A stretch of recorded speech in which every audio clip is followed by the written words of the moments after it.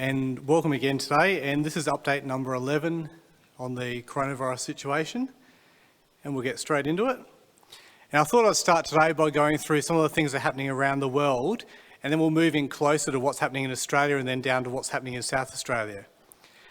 So I guess around the world, we're a bit protected from this, and we're starting to think this is all over and all sorted. Well, around the world, we're at 5.1 million cases.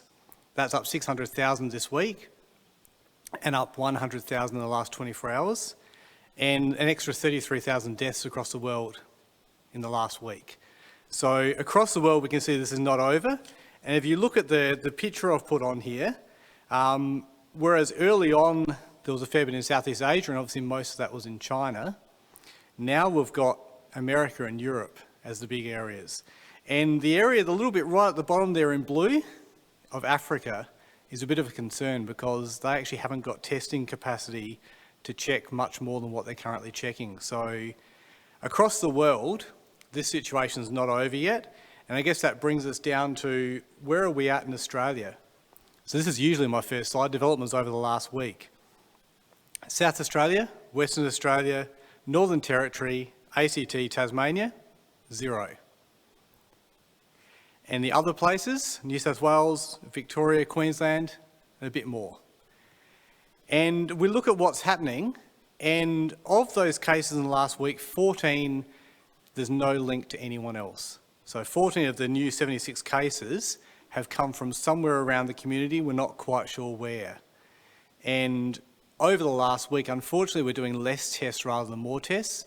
So every state in Australia now has criteria where if you have the slightest sniffle, anything at all wrong with you, you should be tested.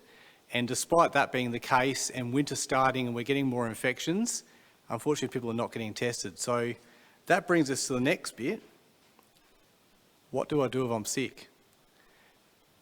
Underlined, I did actually have it in highlights and all sorts, but I wasn't quite sure how well it was going to work, so I took the highlights out. Get tested.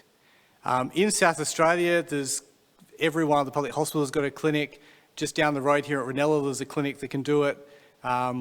If you ring me up, I can actually fax a form through to SA Health and get you tested at the Repat, through a drive-through, Hampstead at the drive-through.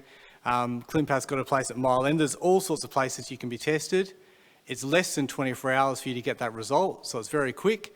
I've now had 2 tests. I had another one this Tuesday when I had just a minor cold, which every other winter I would have ignored and kept working, but this week went home. Unfortunately, or fortunately, depending on how you see it, I actually still had to work because we can make our consultations on phone call these days. If you're sick, stay home. Doesn't mean go to the supermarket first to stock up on bickies you might need while you're sick. If you're sick, wash your hands. You need to cough and sneeze into your elbow, and even with your family members, we want you to keep as far away as you can so that you don't spread it any further, whatever it is. And we know at the moment in SA is now day 17 of no cases, but whatever virus you've got, this year in particular, we want to make sure we don't have anything doing the rounds. So what about this social distancing then? Does it matter? Do we have to do it anymore? Well, one of these pictures is one of the SA buses, and one of these pictures is a supermarket. And if one of those people has the virus, certainly on the bus, that's going to spread. And in fact, we're just starting to get some data coming out, which next week I'll be able to present, because it's only just sort of coming through now, about where you're most likely to catch things. And at the moment, most cases in Australia have come from home, work and public transport. So if you can be careful in those particularly on a bus or a train, if you're going from here at Woodcroft into Adelaide, then you're probably half hour on that same bus. If one person on that bus has the infection, then there's a fairly good chance that somebody else, at least one other person, will catch it.